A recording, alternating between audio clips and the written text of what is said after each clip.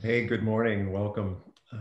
I'm Ed McClune, a Hoffman teacher, and really excited about this morning's program. We're going to be talking to some relationship experts.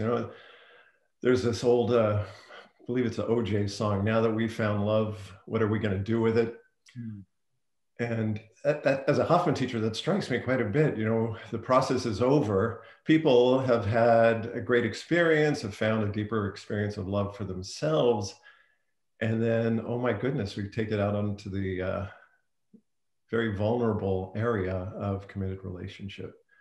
And I'm joined in this call with legitimate experts and legitimate lovers, if I can widen the definition of that term. I think about entrepreneurs and people who decide to take into the world an idea, whether it's a business idea or a product, and face a marketplace and just want to bring that idea into the world. And the guests today have wanted to be entrepreneurs and to bring a contribution into the area that's probably deepest and dearest to all of us, and that's our committed relationships. So first, Linda and Charlie Bloom, therapists, teachers, speakers, authors of 4 different books on relationship, and trendsetters. They've carved a path for a lot of us who work in a relationship to follow them. And I was thinking about it, Linda, we were just talking, when I started teaching the process, I think it was almost exactly 28 years ago, you were just sort of leaving your commitment to as a Hoffman teacher way back when. So our paths have been sort of aligned for a long time. And it's really lovely to have you and Charlie here with us this morning. And I also want to introduce Marty Batista, who has created an astounding contribution to the world, Dating with Dignity. And, she came in through the process, has a huge heart, and decided to support and use her talent and her energy and in her level of commitment, and researched and asked hundreds of experts and questions, and worked and trying to find answers to how to support people when they take the vulnerable steps into wanting to be connected in love to another. And Marty is a genius at that. And I'm just so impressed and so lucky actually to be working with you, Marty, on occasion at Dating with Dignity. And I think it's kind of a good place to start with you, Marty, because so much of what you are doing is helping support people take those first steps, not necessarily first steps for themselves, but opening it into starting a committed relationship. So, is there a starting place when you're talking to the women and Dating with Dignity? Where is as far as entering into the dating world and looking for love? I think one of the things people will say is, I still need to work on myself, or I just got through a breakup, and they think of it as separate to the process of actually beginning to decide who they want to partner with. And I kind of see this as a continuum, right? There's this process, like you have to actually discover what's the underneath in the breakup, right? Like what were the patterns and what were the beliefs that contributed to that breakup? Is there a pattern in all your past failed relationships? And this is just, I always say, like the same person with a different face, right? So there can be presenting things that are happening. And so looking at, how am I going to grow that love of myself? How am I going to look at what I've done? Not from a place of, these are all my fails and this is why I'm never going to be able to love or have committed partnership, but, having an awareness to do what I call, make an assessment, and then you're going to look at making adjustments, and having that be part of your process to create partnership, rather than, first I have to do this and then I'm going to go do that. So I think being aware, having self-love, having acceptance of yourself, and that this is part of the process, and then kind of getting to work, turning over rocks and uncovering what you can as it relates specifically to relationship. Yeah, I think that's a great piece of information too. I think that the path of committed relationship is always turning over new rocks. You know, it's like, what's the next little something that I need to look at, or that's, you know, getting shoved into my face. Okay, Linda, Charlie, anything to just on that subject, just getting started? And I'm totally with Marnie about it's just all on the job training. You could procrastinate and put off and let your fear, you know, get in your way that you don't even get in the game because it's such a vulnerable, challenging game.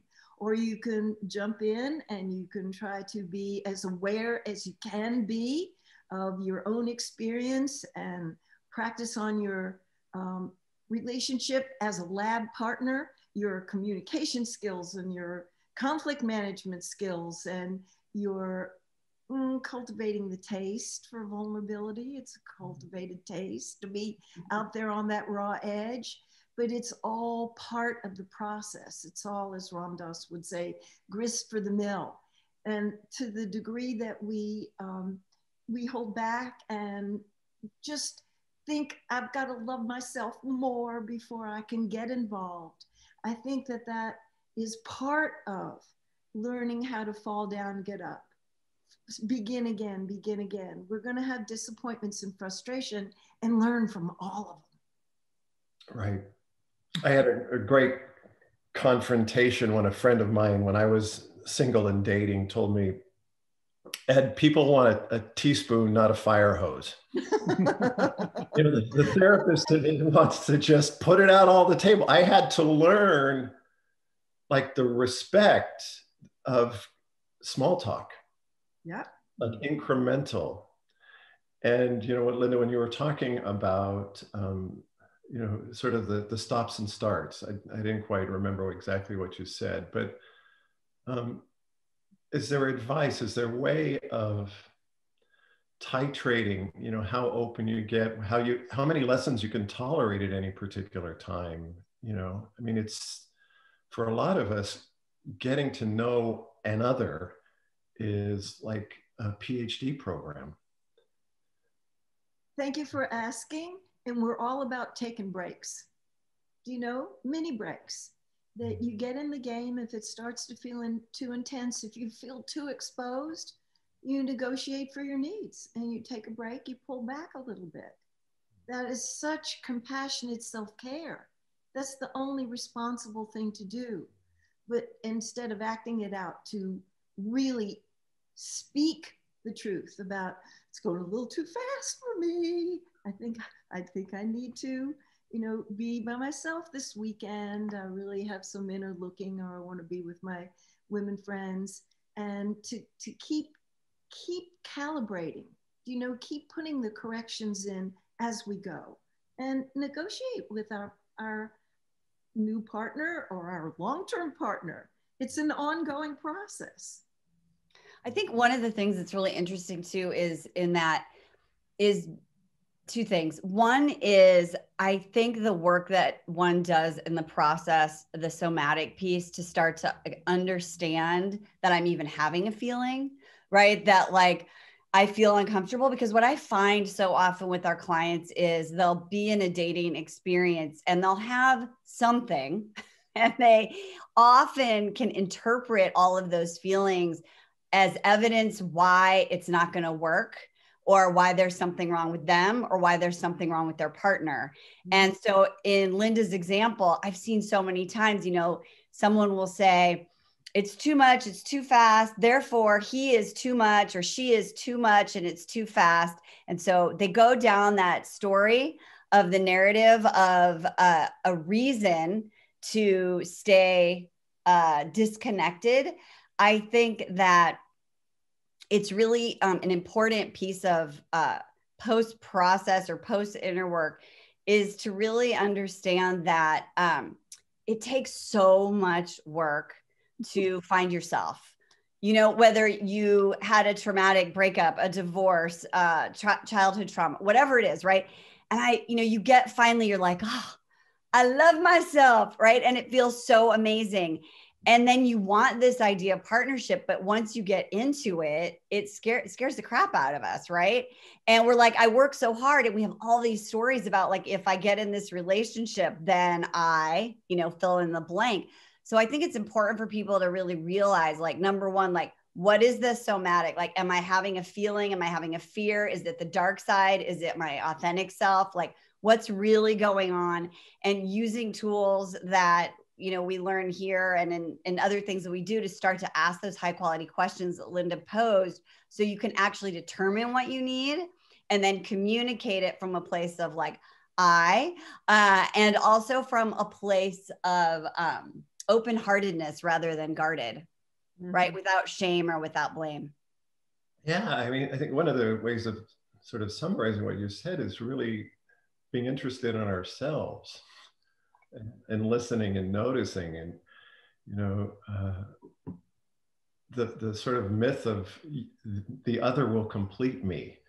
And if there's something off, the other's not completing me correctly. And really sensitive to ourselves. How do I listen to that? We make the distinction in the process. We sometimes say a feeling plus a judgment equals a pattern. So I'm scared. Circumstantially appropriate scared. So I'm exposing some part of myself to somebody, to potential judgment or abandonment or whatever. So I feel, and how do I take care of that fear? That's circumstantially appropriate fear, because too often, and maybe men in particular, think fear is some kind of character defect. Got nodding with that, yeah. Rather than just honor that, I'm exposing some part of myself. So fear would be a natural thing coming up. I was going to say, I think, and you're so good at this, Ed, and I'm sure people will always ask me, so in that situation, what, I don't want to say anything. I don't want to hurt that person's feelings. It's not right that I need this or I want this, so I'll just avoid it. I mean, people are really professional at avoiding. And then that's when the miscommunication happens, right? Because then the person will make up a story. Oh, they don't want to see me. They're just, they don't like me. They're not interested in me. And so I always will tell people, well, like, first decide what, if you could say what you want to say unfiltered, what would you say? And then actually 90% of the time, that's a version of what you should say in, to oversimplify, with the sandwich, right? Like, I'm really liking where this is going. I'm having so much fun with you. And also, the slower I go, the faster I get there. And I really have high potential in my mind for this possibility. So what I need to do is sort of take some time to see my friends, spend some time, getting caught up on my journaling, meditation, sitting on my couch with my cat, my dog, whatever it is. And I really like to see you again on Monday or Tuesday, right? So not avoiding those things and coming up with what it is that you want to communicate it, and then saying it in a way that affirms the other person, so their narrative gets sort of softened, and then just being direct. I think that really helps not only the dating process, but then you're starting to see how this person actually handles direct communication, how they show empathy and compassion and understanding. So it's also a great piece of data to know if this person could be your long-term partner. And then if they are, great, you're starting this rapport of being able to communicate your needs. So let's talk about that. Is like, even in research, Linda, Charlie, do you guys know, is there a format for communication that actually, I know you guys are somewhat involved in nonviolent communication, I think, but is there something somebody can learn from a book that says this is the right method of communicating? Well, there's a lot of methods that are offered, I think, not just in books, but in seminars and workshops, in presentations like the one that we're having today. The problem, I think, is not so much in a lack of useful information about what you need to do to deal with the challenges of partnership. One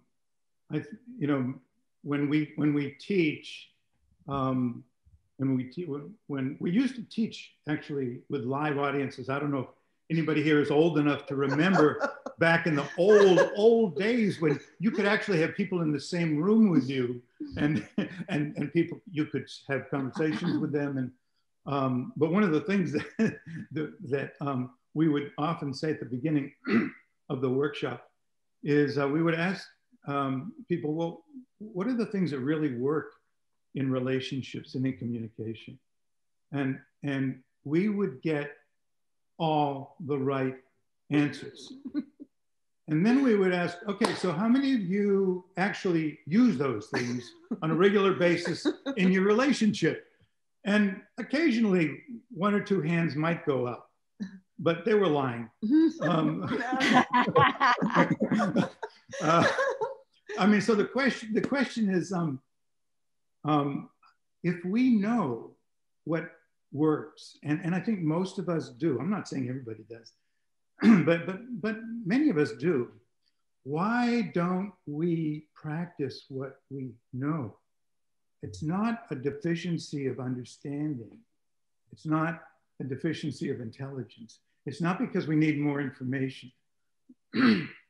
There are what we refer to, and we can get into that a little bit maybe later on. Excuse me for a second. We refer to these things as competing commitments. And those are desires, usually unconscious, that are competing with our conscious desire to have a fulfilling relationship. And those things can be things like, well, first one is protection. Mm-hmm. I have a commitment to protect myself from revealing things or being perceived in ways that are unattractive or that people might judge me for. Well, where do we get these ideas that, you know, I'm going to be perceived as stupid or weak or lazy or crazy or whatever it is? Well, for most of us, we got the messages either implicitly or explicitly when we were younger, as kids. People were impatient with us. Our parents were critical. They were upset. They were angry. They were scared. They were lonely. And so we were the recipient of these things. We took them in, we took them on, and that became not a belief system so much, but actually a reality for us. That I am ugly. I am not enough. I am lazy. I am whatever it was. You know, the top 2, the top 10, whatever they were.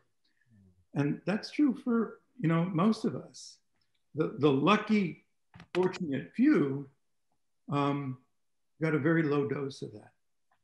But even if we didn't get it from our parents, we got it from other authority figures. We got it from our peers. We got it from our bosses. we got it from other people. And so one of the things that really attracted me to the Hoffman process when I did it 30 years ago was that it was the first place I had ever seen, first experience I'd ever been where I actually got to integrate what I was beginning to understand intellectually with what I was embodying.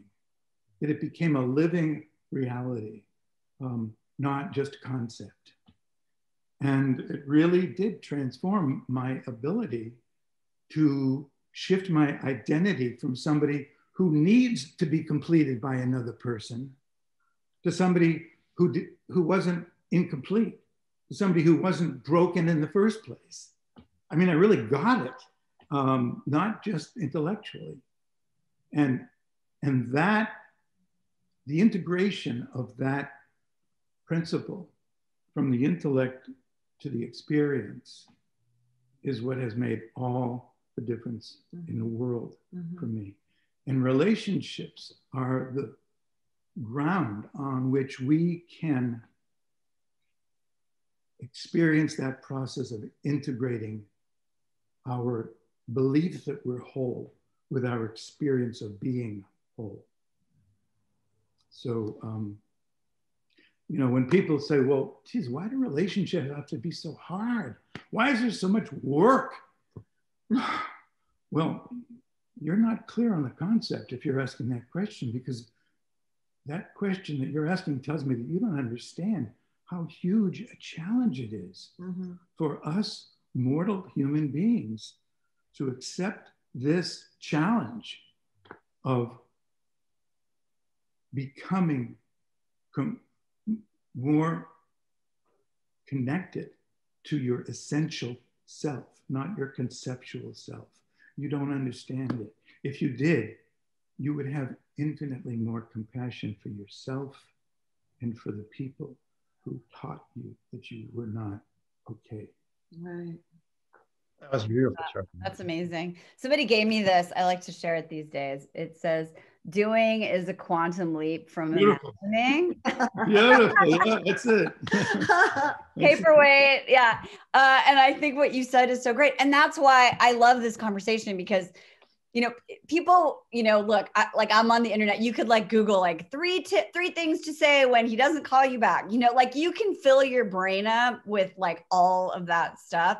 But when you are in a pattern and cortisol and adrenaline is running through your body and all your systems are go for like protect, defend, or do you love me? Do you need me? You know, those kinds of things.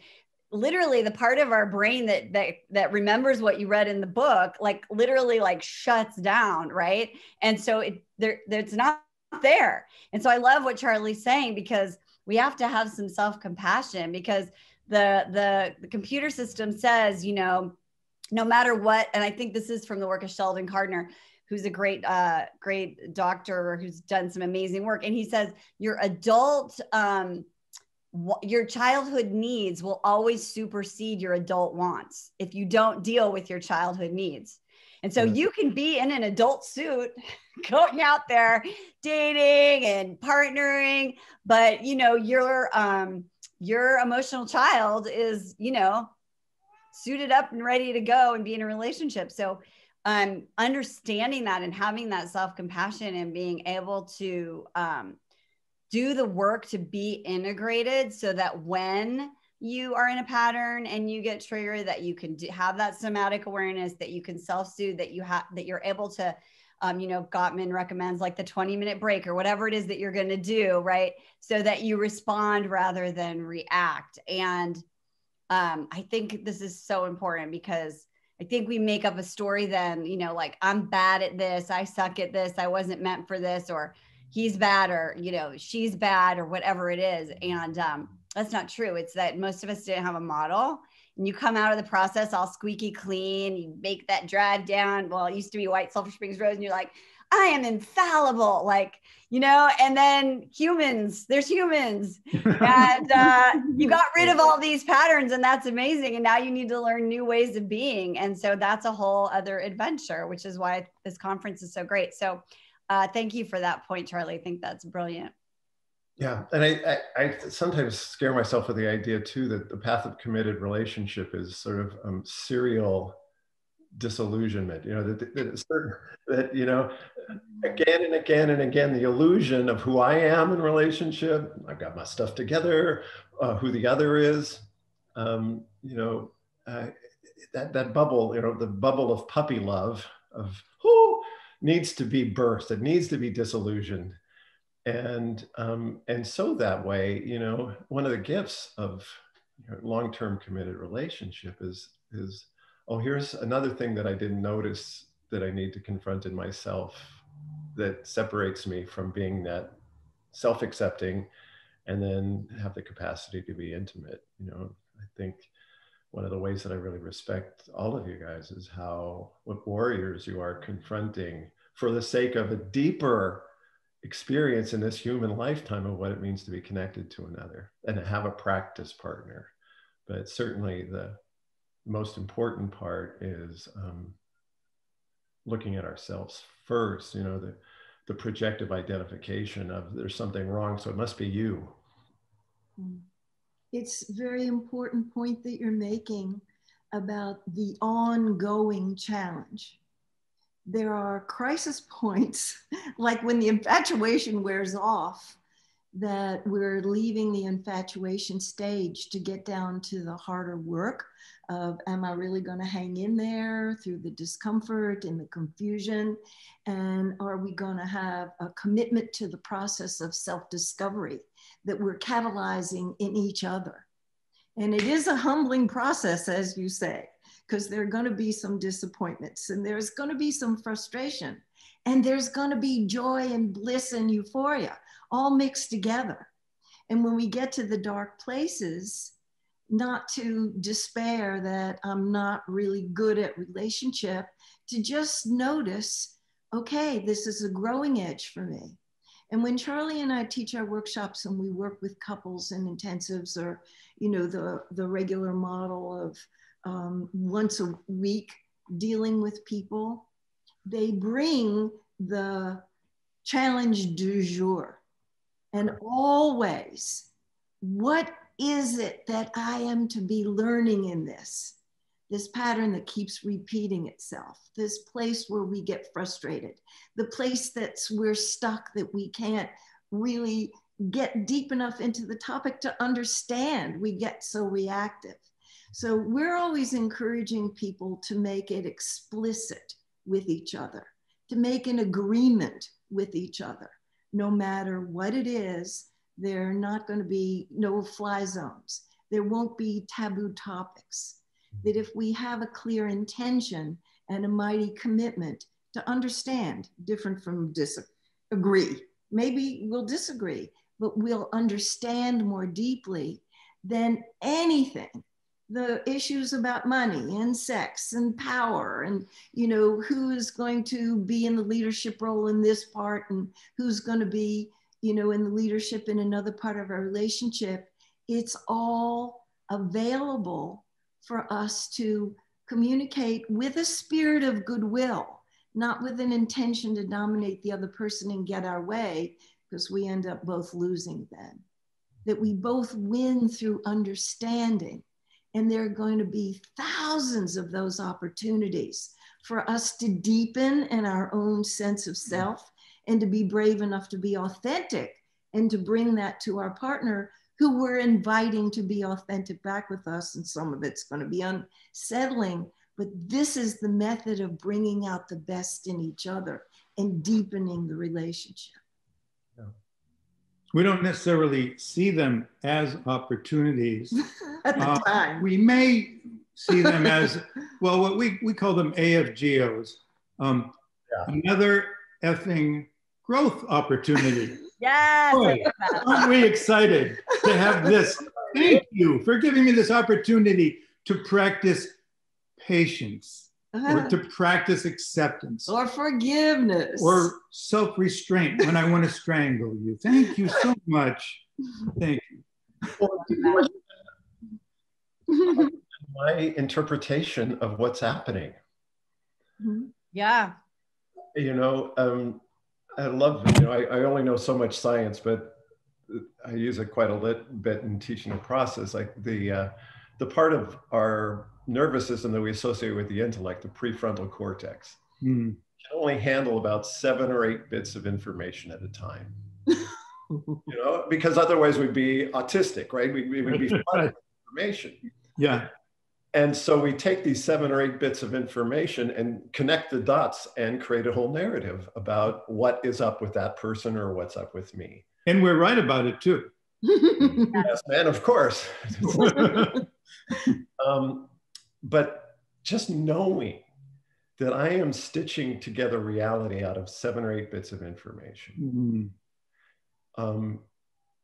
And if I commit to those 7, I've stopped being curious.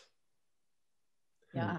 And as all of you are usually those 7 or 8 bits of information, you know, Marty, you're just are accompanied by all kinds of vulnerable feelings, which then feed that commitment to that story. You know, and Charlie and Linda, you were talking about it, you know, the same, Linda, you were about, you know, therapy or couples coming to therapy with the same fight over and over again. The replay of the same narrative, rather than, you know, getting down to whatever the vulnerable feeling was that incited this commitment to a story about the other. You know, I've confronted couples in therapy going, do you realize you're both trying to win who's the bigger victim fight? Like, who would want to win that fight?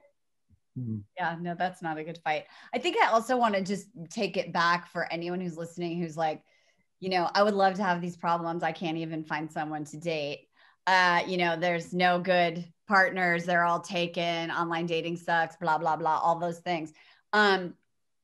I think it's really important to be aware that all of these same patterns that will show up when you're in a relationship are going to show up in the dating process. So if you are only attracting fixer-upper people, if you are only attracting people who are emotionally unavailable, if you are attracting a narcissist or whatever, you know, diagnosis you want to point out, there's so many limiting beliefs, those 7 or 8 bits of information that will impact even your dating process and your beliefs about it, right? Like this happened, therefore this is the truth. And I really want, or you can't get past the first date, or you can't get past the second, or all you do is get into 2 to 3 month relationships and then you get disappointed.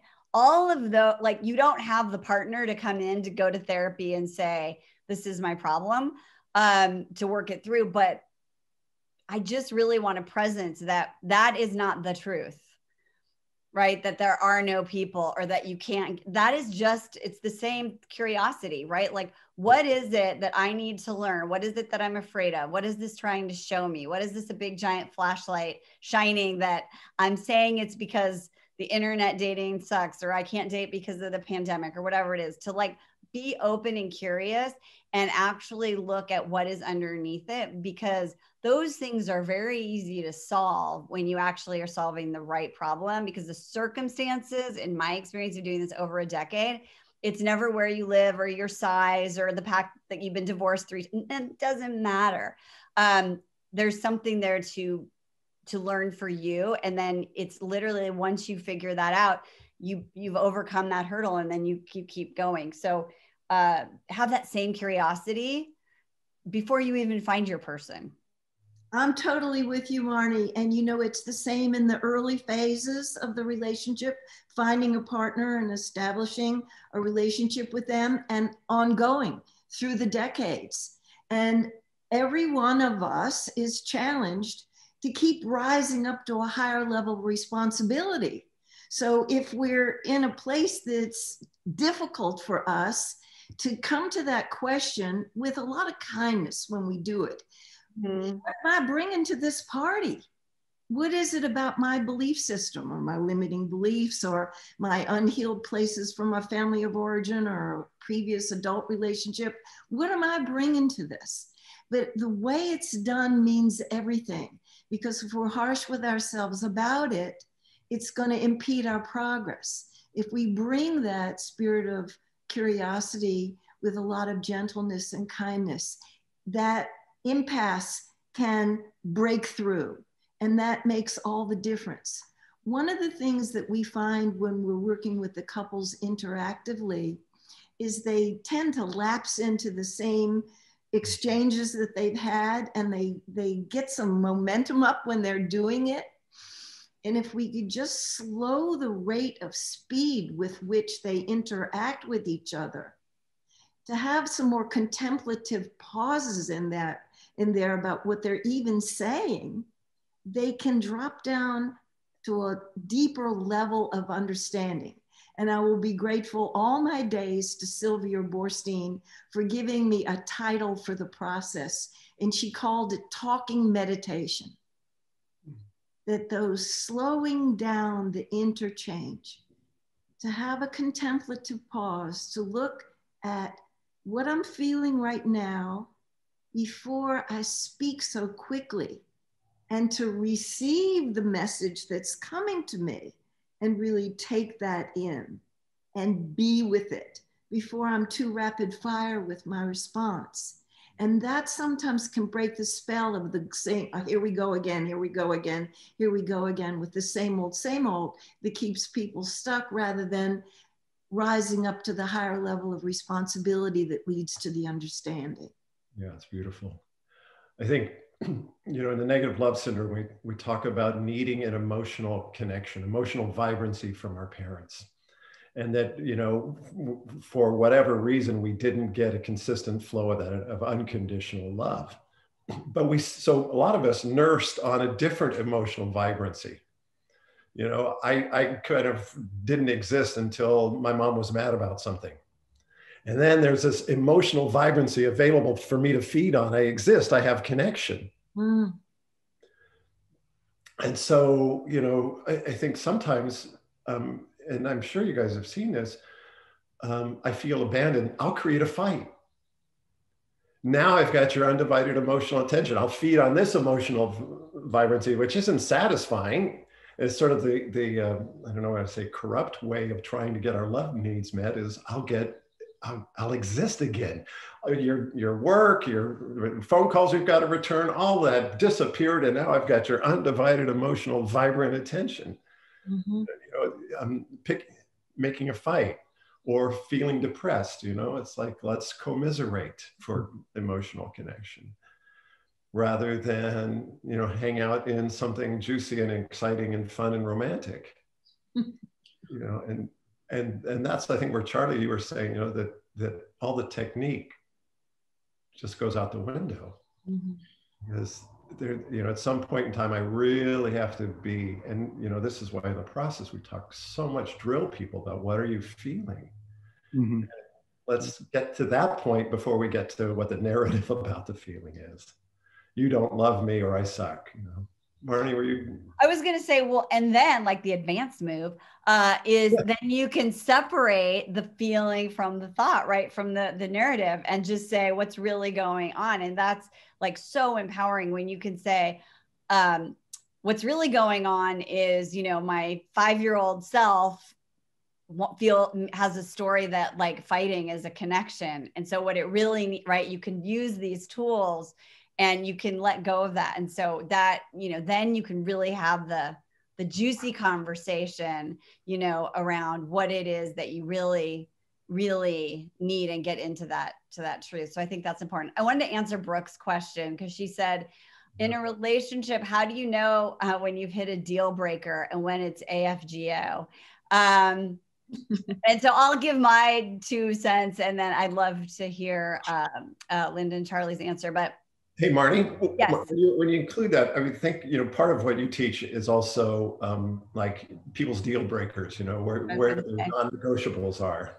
Yeah, that's what I was going to talk about. Like, so I believe in that continuum. So before you're even dating, what we teach people to do is to come up with what we call their 5 non-negotiables. And those are, I'd like to say, these are the 5 fights you're never going to have. They're core values. They're not characteristics. Like, he's tall, dark, and handsome. She makes this amount of money. You know, she, I mean, I've heard so many crazy ones, but people have a list and it's very long, and they're collecting evidence that this person is safe or not safe based on, you know, these attributes. And so what I like about having these non-negotiables is they're all values-based. And these are the core things that when you get into those AFGO moments, you're going to be able to pull a lever and be like, communication, right? Or emotional intelligence. And you can bring that to the table with your counselors or with your partner and say, we're going to use this like shared value, and we're going to navigate through those things. And so it really helps when you're collecting data in the dating process after the infatuation process is over to say, is this really a deal breaker that this person doesn't meet? Or is this something that I wanted on my wish list? Because you get to have a really long wish list, I think. And nobody is going to be able to fulfill all of those things. So I think it's really looking at what are your core values, those 5 things that you're really looking for. And then when you have these perpetual problems, which we know that people have again and again, that the repetitive argument patterns, to look at, is this something that is core that we actually just are never going to be able to meet because it's fundamentally different? Or is it something where we need to pull one of those levers of common shared values and actually use that to work through it? So I think having your non-negotiables in hand in a relationship, because then 10 years from now, I mean, I do this in my own relationship. I'm like, you know what? I signed up for this conversation again and again. It wasn't in my non-negotiables. So let's use the values that we have and continue to work through this. Because no one will always have everything that you want. What do you guys think, Linda and Charlie? Well, I appreciate that. Totally agree with everything that you're saying. I was also thinking about what we were talking about a little bit earlier about this whole question of why it is so difficult and why we get so triggered when we do encounter in the other person, whether it's at the beginning of a relationship or at any point, because I mean, we've been together for a long time and we still encounter these hot spots, these trigger points. And people think, well, you know, when you really love somebody and you've been together, doesn't that stuff go away? And the answer is, well, yes and no. We certainly don't get triggered the way we used to, but occasionally we do. And so why are they so entrenched that even, you know, 30, 40, 50 years later, you know, you still feel, you still take it personally if somebody refuses a request that you make, for example. Oh, you know, it's my fault, or what's wrong with them? So, you know, I just kind of want to underscore that these patterns, and I love the use of the word patterns that we've used here today, because the responses that we make when they are in when they have a certain pattern of similarity to them, it's a sign that, like you're saying, Marty, that there is something else there than what we're talking about. We always say that the argument that you're having is not what the problem really is. You got to go below that to, as you're saying, the values or the feelings underneath it. Because until you get there, you're going to keep having the same argument with different things, but it's going to be the same one. And so the patterns all come out of early experiences that we had in life where we made these decisions, not on a conscious level, but even as children, even as toddlers, even as babies, we sensed, we picked up. We were sponges for human feelings and desires and needs. We picked them up from our caregivers. We knew when they were not okay. We didn't even understand language yet, but we knew when they were troubled about something, when they were hurt, when they were angry, when they were scared. We picked all that stuff up. And that triggers incredible anxiety in a child who is 100% dependent upon that person for survival. Right. And so we attuned ourselves to them, and we didn't figure it out because that happens intellectually, but we formed ourselves in a way that would somehow maintain, as you were saying, Marty, that connection for our survival. We're talking about literal survival needs. Children die because the connection with their parents, not just the physical connection, because the connection, emotional, spiritual, physically, was not there sufficiently. They call it failure to thrive. All those patterns take a self-protective shell. Absolutely. And then we take our protective shell out into the dating world and hoping for intimacy, but not, you know, so ultimately, the path of relationship is noticing what are the components of my shell, and those are going to be confronted over time. Oh, here's something else I put in between me and love. And here's the shame message underneath that is at a certain sort of, as you were saying, Charlie, like a developmental status trying to actually protect. Exactly. Exactly. And the price of that it's corrupt self-protection. Yeah. The protection, I said earlier about competing commitments. We want to connect, but we have a competing commitment to protect. Yeah. To protect ourselves from what feels like it could be something that jeopardizes our very survival. And I just want to say one more quick thing here. The good news here, I mean, this all sounds very depressing, but there's some really good news here. The good news is that this is all workable. We can recover ourselves. That's what recovery is about. It's about recovering the part of ourselves that we had blocked from deep, intimate connection to protect ourselves. So it's so scary. It really can feel like life and death in the moment. It's just, basic instinct to protect myself. And we have a mentor in our history, Stephen Levine, who said that relationship is the ultimate danger sport. Of course, we're going to get scared. Often we're going to get scared.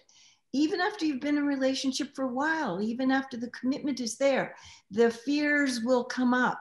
And I want to thank the person who asked the question about how do you know when it's an AFGO and you just got some work to do and maybe it's time to fold them and this is the wrong person for me. And to know what the deal breakers are. Every person has to know what their deal breakers are.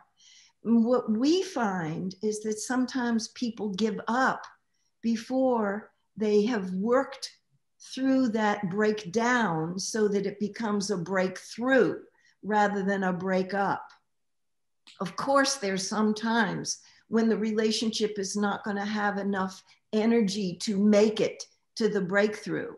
If there's abuse, physical or emotional abuse, and the person doesn't want to get help and they abuse. If there's addiction, alcohol, drugs, sex addiction, spending, and they don't want to get help, that's the key piece. They're not really working on it. They're just acting it out. It robs the relationship of the vitality and the health that it needs to grow. But a lot of people leave relationships for other than the top 5. There can be values differences. Some person really values integrity and the other person's wishy-washy about that. There can be deal breakers, and some things some people can tolerate, but other people cannot. But we find that people are apt to leave because their fear overwhelms them. Mm-hmm. Whatever it is that's activating their fear might not necessarily be a deal breaker. And it breaks my heart that most of the people who divorce don't even do one marriage counseling session.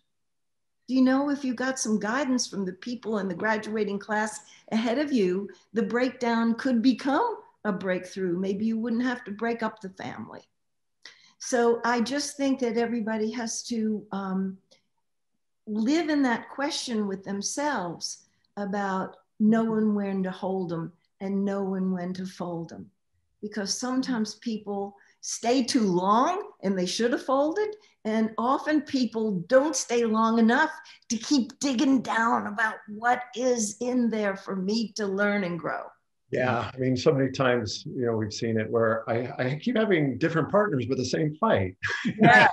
Yeah. Well, right. That's the same, same person, different face. Right. Mm-hmm. And that's the thing. I also would love, I'm fascinated. There's 2 questions.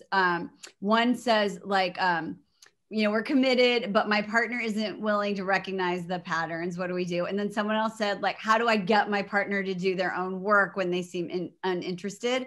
And to me, those are 2 of the same sort of questions, which is, you're wrong, I'm right. And what do I get? How do I change you to do it my way? And, I would always say, well, what's the question underneath the question of both of those questions, right? Which is how do I change somebody? How do I get someone to see it my way? And I would love your guys' answer, but I would sort of look for like, I call them the higher quality question, right? Like, so what's really going on, around the spiritual work? Is it that you feel disconnected? Do you feel like you're doing all the work? Do you feel like you're always taking leadership? Do you feel you're not getting your emotional needs met and this person would if they did the process? Or, like, what's really the question? And I love these because this is exactly the kind of stuff that is the stuff that people are arguing about, right? Mm-hmm. Or having conflict over, or getting a divorce over, that may actually not even be the real problem. So I would sort of love to know what you all think about those questions. And I don't know if you have specific answers, but I just love that they popped up. I sure have something to say about it, because we're both believers in opposites attract. That some very deep, wise, natural, knowing, intuitive part of ourselves leads us to somebody, and we're attracted to somebody who's quite different than we are.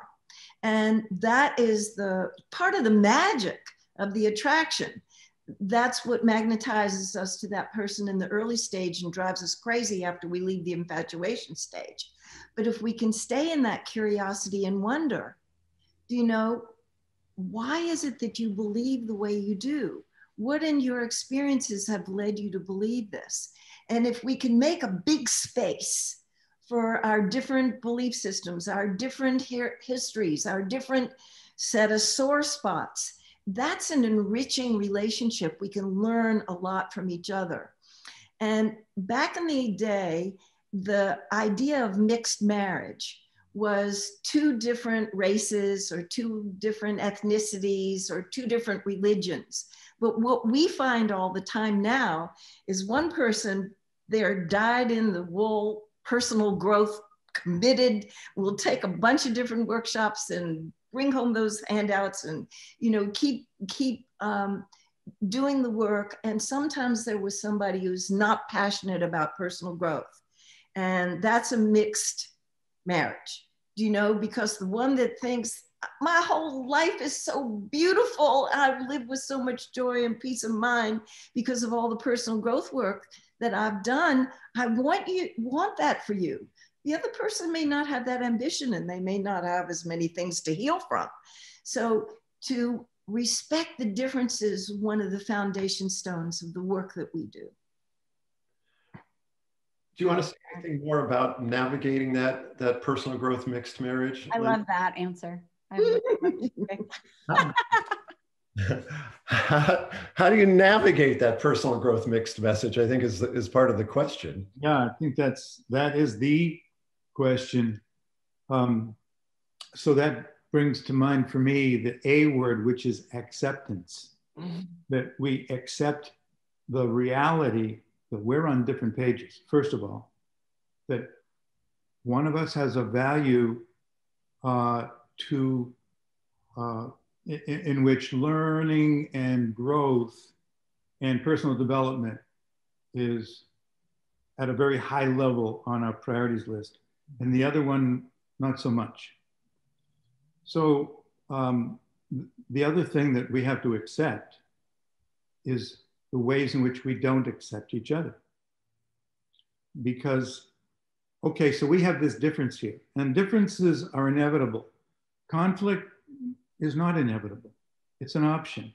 And it's an option that will come up when one or both of us is making the other person wrong about what they do, feel, or say. And we're trying to convert them into our perspective, into our way of viewing things, because it makes us feel more secure. Mm-hmm. Mm-hmm. It feels less vulnerable. If I can bring you over here. When two people are both doing that to each other, a lot of us know what that looks like, and it's not pretty. City. It's not pretty. So this tendency that so many of us, have to believe that if I can only get her or get him to see the truth and the light, which fortunately for them, I happen to have. Little arrogance. You're so there. lucky to have somebody who really does know, and I have compassion for you and your ignorance. If you can just hang in there with me and just, I'm trying to be nice. I'm trying to put this to you in a way that you don't feel judged. For your own good. You want to fix me? For your own good. Trust me. You're going to thank me later on. But that attitude, that condescending, patronizing attitude, that gets communicated no matter how hard you try. Mm-hmm. And it is not attractive to people. And where does it come from? It comes from the commitment to protect myself. And the way I do that is I don't self-reflect. I don't ask myself what's triggered in me. I don't ask myself what's going on with me. I keep my focus on what's wrong with him or her. And I can say that I need to get fixed, but I don't want somebody else telling me I need to get fixed. Yeah. Yeah. So I've got to be willing. It keeps coming back to the word vulnerable. I've got to be willing to be vulnerable enough to take my attention off of you, which feels safer, and put it on me and say, what is going on with me? What just got triggered? What's my fear? What am I concerned about? What are my needs? Rather than looking at what's wrong with you. If you would only be more this way, if you would listen to me, if you would do this, then things would be a lot better. And you know what? That attitude itself makes it impossible for things to be better. And I think that we're going to go there. One of the skills that I think is sort of in the subtext here is self-soothing. Mm-hmm. Yeah. And there's a quote that I want to bring in here. I'm not going to try to state it now. That it's rare that we connect all light being to light being. Mm-hmm. Those moments, it's the, anyway, I'll find the quote and bring it in towards the end here. But soothing myself, holding a space for my partner to be themselves and to be also a growing organism. There's this somatic trick of making a fist and then trying to open up the fist with the other hand by poking at it. You should do your personal growth work. Yeah. Rather than nestling the fist, and the muscles in the fisted hand automatically start opening up. That's right. And so if I feel, connected to my spiritual self, connected to what's negotiable and what's not negotiable. And so this is not a not negotiable. This is just Ed being, sort of superior. Isn't he adorable when he's superior? I'm not losing anything of myself when my partner is in their stuff. Mm-hmm. Right. This is the antidote to, I need you to be different so I can feel safe.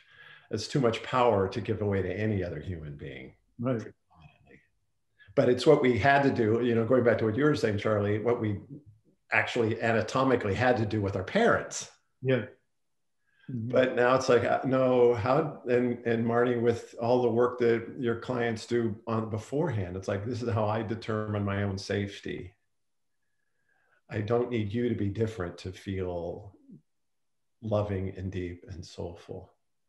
And that's what's really amazing too, is when you've done the preparation work for partnership, not just, for your own self-worth, but in regard to partnership. Because a couple of people asked about what are you looking for in the dating process and things like that. That's how you actually find your person in the most efficient, easiest way. Because when you can keep your sort of side of the street, clean, let's just call it that. When you know what's your shit and what's someone else's, when you're able to articulate your needs, when you're able to make requests, when you're able to have the pause, you have that clarity. You're resilient. I call it, it's very catchy, rejection proof, right? Because then no one can ever reject you, because it's not a rejection. It's not a match, right? And you know that you've been clear on what you're looking for. And so it's really about making that process such that you can self-soothe, that you can be resilient, that you can move through those things, because you have your non-negotiables and you have your whole self shining confidently in that in that process because you're in acceptance and you're in awareness.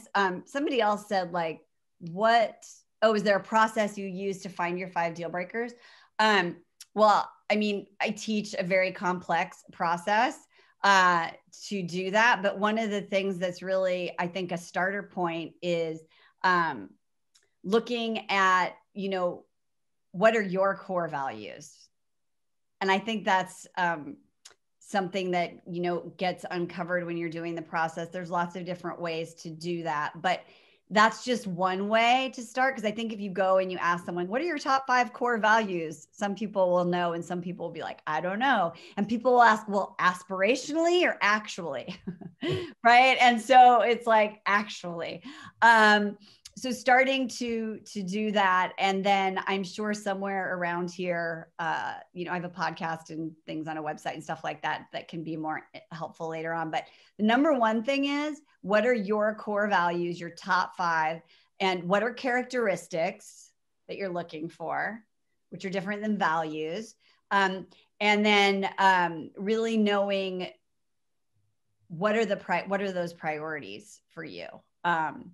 Because, and you get to have things on there, by the way, like I've had people have things like, sustainability, right? Like if you really believe in sustainability and social action and like all of those things, that is like a core thing you are looking for in a partner. Like you get to have it. I've had people say also, he has to read books. And I'm like, okay, but what if they read online, or what if they read magazines? And they're like, no, they have to read books. I'm going to say probably you want to look at that. Or they have to make X amount of dollars. And is it really about the dollars, or is it really about ambition? Or is it really about financial security, right? Like get underneath it and start to look at those things. Because when you only get 5, you allow yourself to be discerning in the dating process without being picky, because picky is actually a way to sabotage and keep yourself safe, right? I call it like a love shield, right? It's like, he doesn't do this and he doesn't do that. And I cannot tell you how many clients I've worked with, and Ed has seen this too. Like they could so easily jump ship because he doesn't do this. He's not a planner like me. He doesn't like adventure like me, right? Like I had a client who's like, I want a guy who's going to climb to the top of Angel's Landing, and he only went to Scouts Landing, and am I missing out because I want to go do daredevil things? And I was like, well, what's really the value there, right? Like that he goes to the top, or he does the climb and he urges you on to the next part and takes a picture when you come back, right? Like, but these are all sound silly in conversation, kind of like you guys were joking about, like, you need to be like me. We can make fun of it. We can joke about it. But when you're sitting in it, it's real, right? Because you're like, what if FOMO is real in relationship? So easy to swipe, divorce, marry, cohabit. The buffet is a big variety. And so I think these questions of like, what's really matters to you, and what are your core things? And then how are you going to create that foundation so that when stuff does come up, because it does, no matter what are you going to do? What are you going to do about it? That was my rant.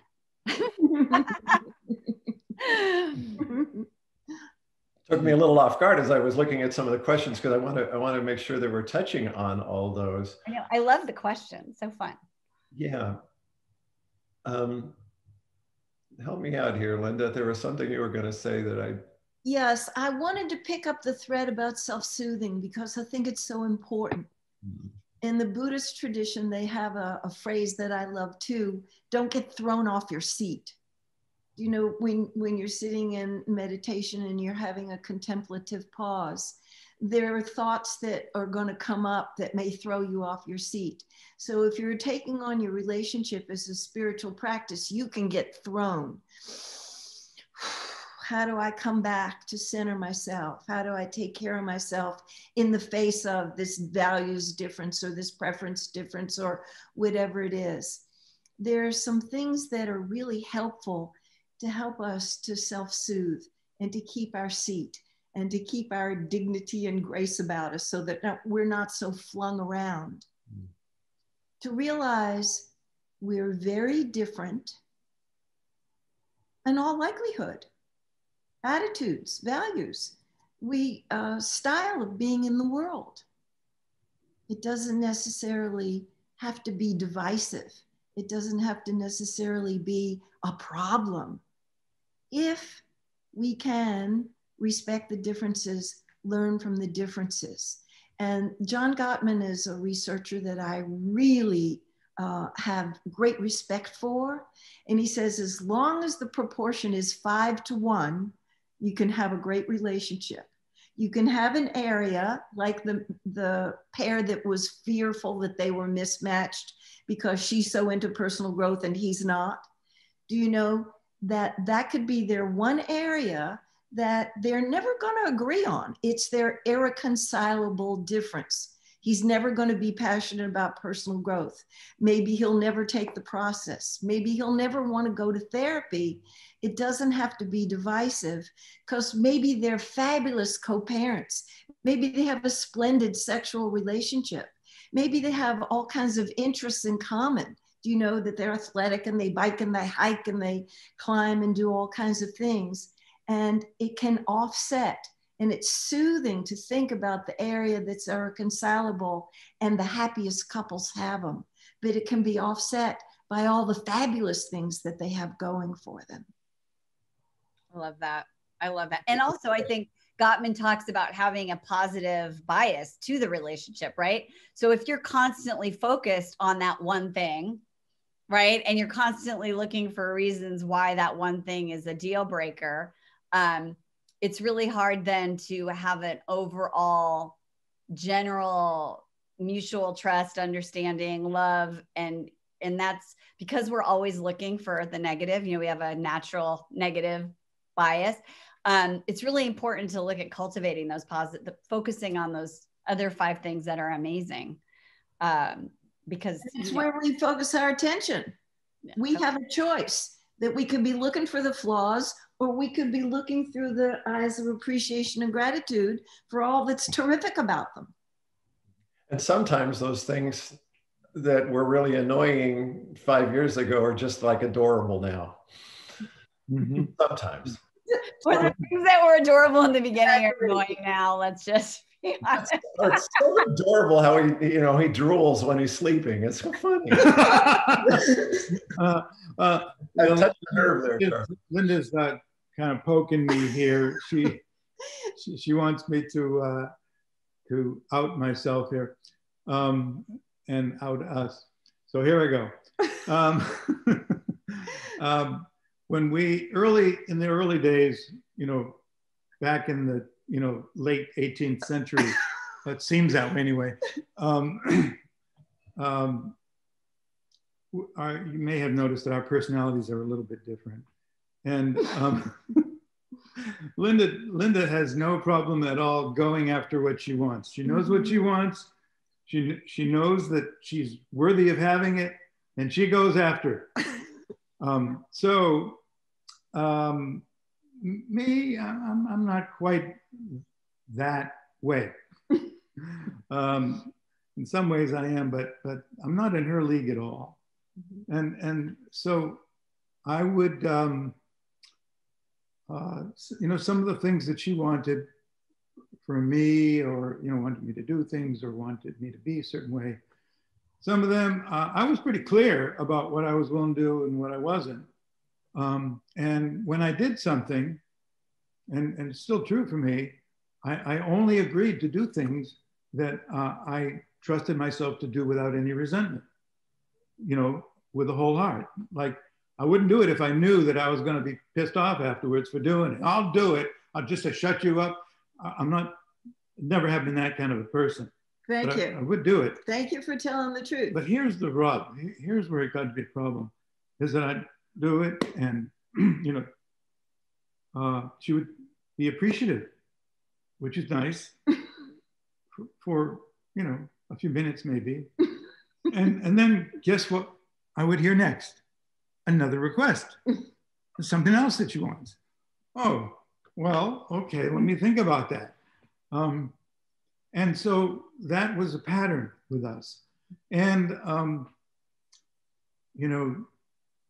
I got to I kind of came up with a little cute nickname for her because, you know, this was such a frequent occurrence. It was a long time ago. Yeah, yeah. I mean, I haven't used this nickname for her in probably 3 or 4 weeks. So but you know, try not to judge me for it, or Linda. It was bottomless pit. You're just a bottomless pit. You're never satisfied. You're never satisfied. Like, no matter what I do, you always want more. And it really upset me. And it was true. And it was upset me too. I didn't like being called a bottomless pit. It's still true that, you know, well, it's not true that you're never satisfied, but you're satisfied very briefly. I have a lot of what I experienced. I want to get to the end of this story, Charlie, before we're married. So now, so I would say that you're never satisfied with anger and contempt. Now, I said, you know, Linda, one of the things that I love most about you, honest to God, is that you're never satisfied. And I truly mean that. So Marnie, when you use that example about the things that used to drive you crazy, and now you think they're so cute, I mean, yeah, sometimes that can happen. And I love the part of Linda that's not ever satisfied, because I know that she's always going to be looking to make things even better than they are. Even when I'm saying, hey man, things are pretty cool, let's just lay back and relax. She's saying, yeah, they are, and let's enjoy it. Let's continue to enjoy it. And let's not stop here. Let's keep going. I love it. Okay. As an ex said to me once, it's still burned in my forehead, you know, do you want to be right or do you want to be loved? Wow. And, you know, you found out that you were right, but it wasn't helping. Yeah. And they have a whole different and that takes, boy, we get so committed to being right for the sake of safety. And it creates the absence of safety for both of us. Sometimes I even think, you know, there's things we think about our partner, you know, when we're hurt or angry, that we would never allow anybody else to think or say about our partner. Right.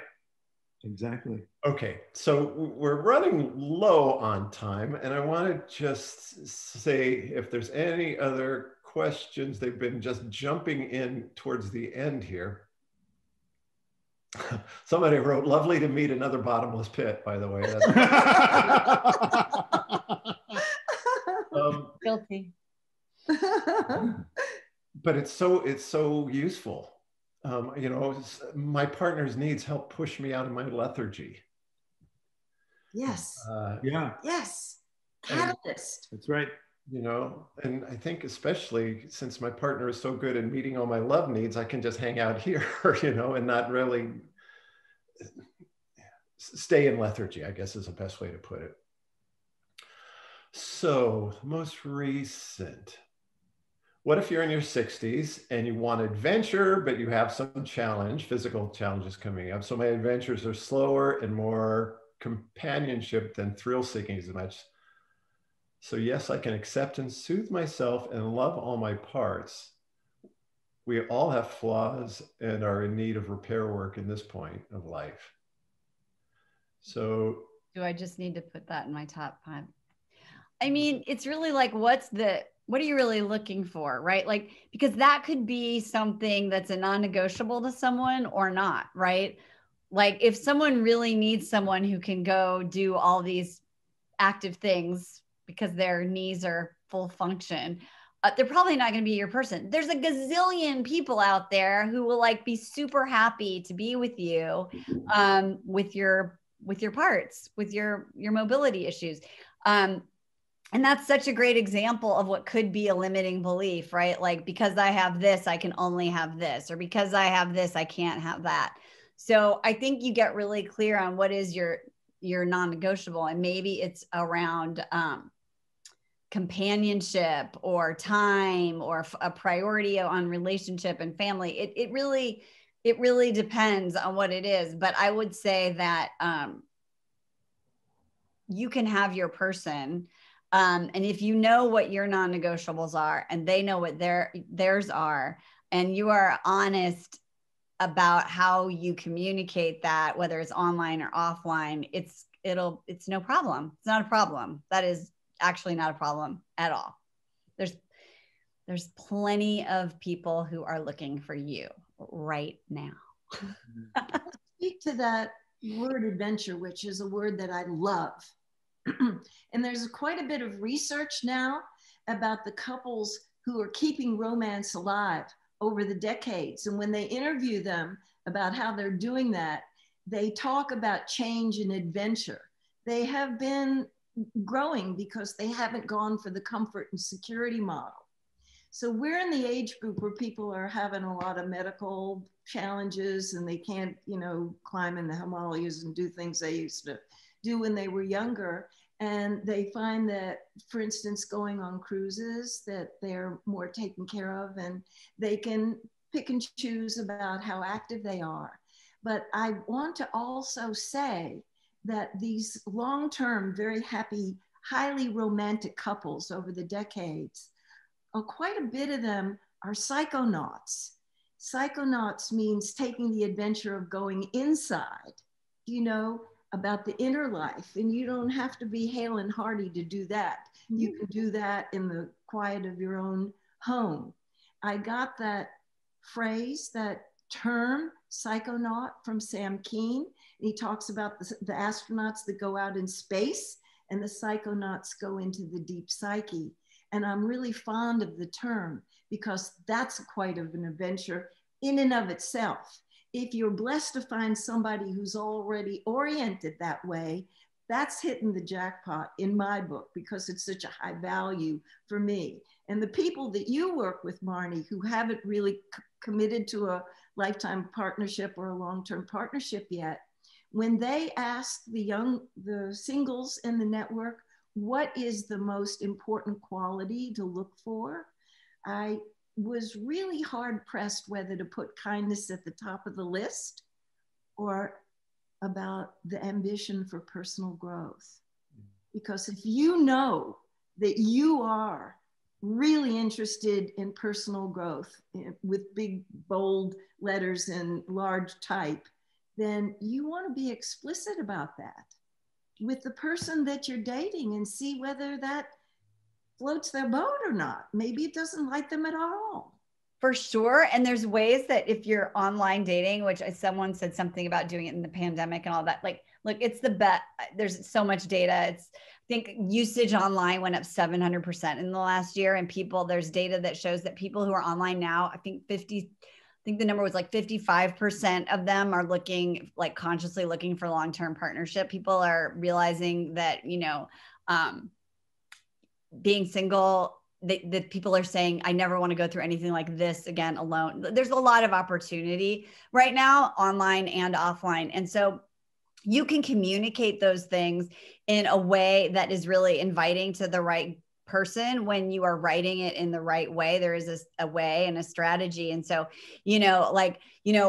our weekends are, looking at the latest TED Talk by blah, blah, blah, and discussing it over coffee before we, blah, blah, or watching Soul Sunday or Super Soul, whatever it is that you're doing. You're not saying you must be into personal development, right? You're just talking about your life, and you do that online and offline. You're just sharing what life looks like. You're painting a picture of what your life looks like together, and you make that really clear. And then someone who's reading that can be like, oh my gosh, this person is describing the vision that I want. And if you're not interested in that, it's not in the top 5, then you'll talk about other things that you're doing together in your life. So be very clear on what you want, be explicit in that, and make it clear at the beginning. People are always afraid to say what they want within the first 2 to 4 dates. And it's like, don't hide that. I had someone once who has a bunch of kids, and she was dating, and she was like, I keep meeting these guys, and they're mad because I have my kids every other week, or they don't want to do these things. I'm like, well, what's your online profile look like? And she was like, well, I don't want to put my kids on. I don't want to talk about my kids. That's not sexy. And I'm like, but family is one of your core values. So duh, that's not why you're meeting the wrong guys.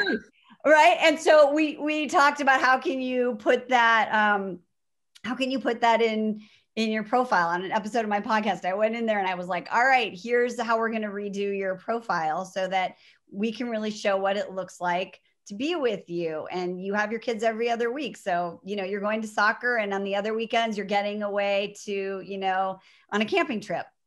You know, like you gotta be explicit about what you want, and you're not trying to catch everyone. I think that's a huge like urban legend. Well, I don't want to be too specific. I don't want to, you know, I don't want to turn anyone off. You do the wrong people. So you're not looking for a million dates. You're looking for one person. You only need, well, for most people, they only want one. Or for some people, if you're only looking for one, you only need to find one. We're just about running out of time here. I think on this subject too, we need to look to ourselves. To like, am I strong enough to hold a space in trust that my partner, who is also a self-writing organism, will do her work, will do his work?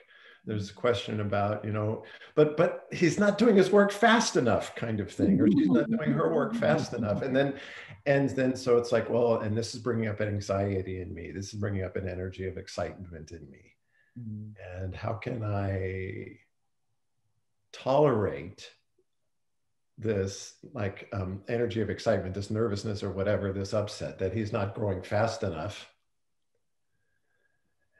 and be like the good partner, you know, supporting that growth in its own space, being I forget that, but somebody who's helping give birth, being the doula for that person being given birth to themselves, you know. And these are experiences, I think, when we're wanting to lean in for the other to change, to feel okay, rather than using that as a moment to come back to center and go, wow, I've done my work and I need to soothe myself, and my partner is just adorable the way she is. And if I hold that space and mirror it back, boy, I so appreciate you're trying so hard to do the work. It means the world to me. I'm being that nurturer of this growth in the other. And I like this me. I think so often, you know, we're looking for the other to be a certain way so I can like me. Rather than, my goodness, I love that I am capable of holding this space.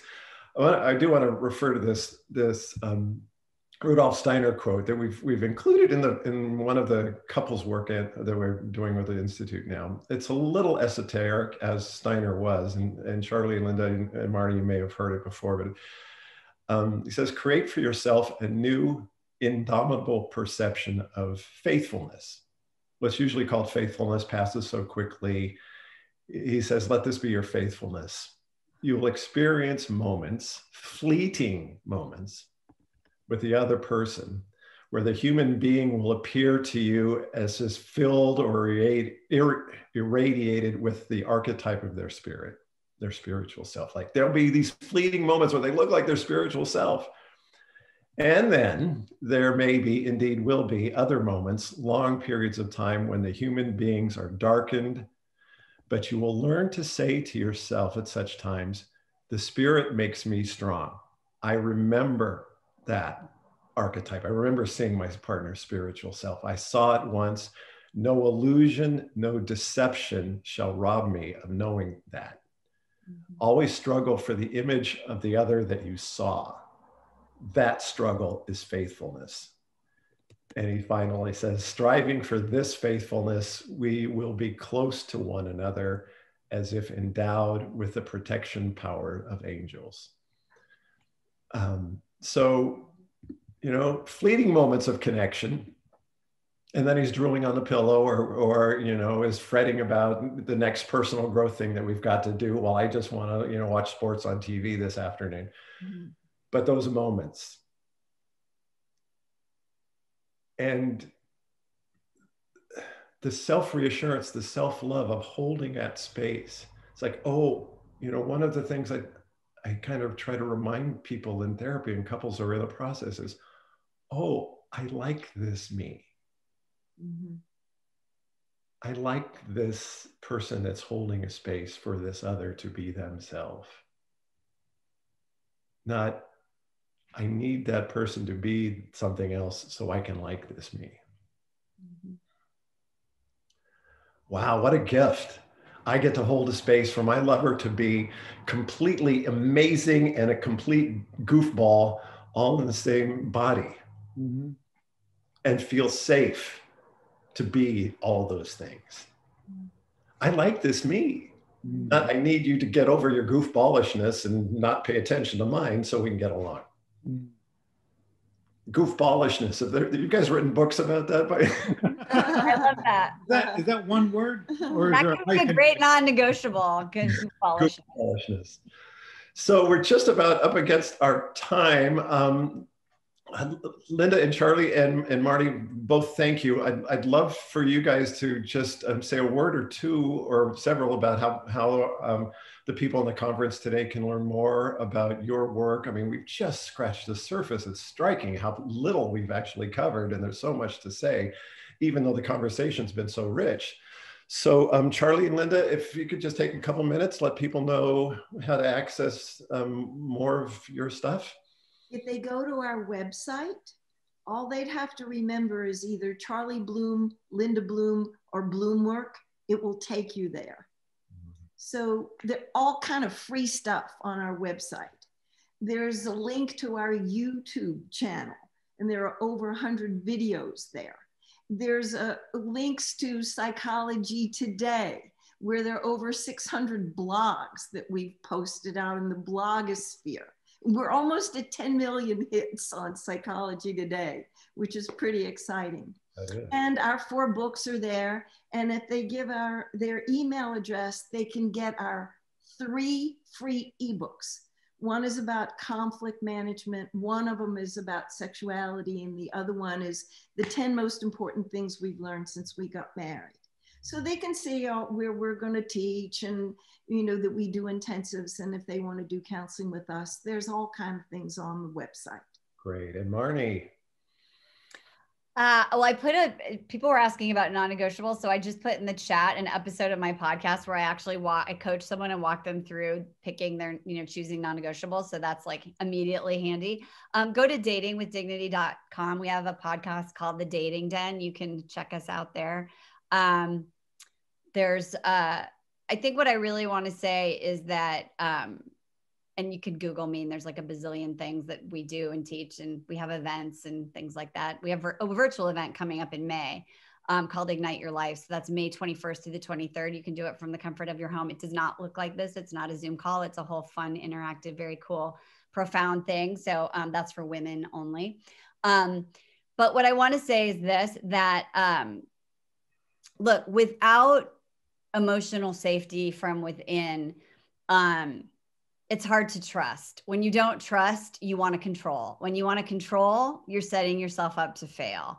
And so really getting that place where you have the ability to create emotional safety for yourself will allow your adult self to date and then be in partnership. And that it doesn't matter how old you are, where you live, what your situation is. If you reverse engineer it and you come to the process in that continuum and you start out conscious around it, then you can break all your patterns and have a relationship and a life literally beyond what you could even imagine here today.